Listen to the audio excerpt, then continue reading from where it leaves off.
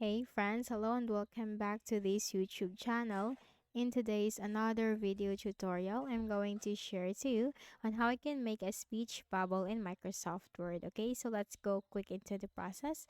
So I have prepared this UN right here, an individual, and we are going to create a speech bubble to indicate that for the speech or the utterances or the let's say for example the thoughts of the human from here or the individual. Okay, so click on the insert tab and here you'll find shapes.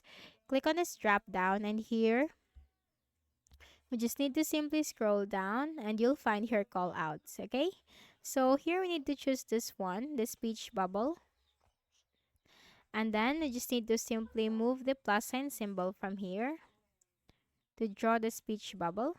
Okay, we can also change the shape color from here. So click on the shape, click on shape format tab and click on shape fill and simply choose your color from here.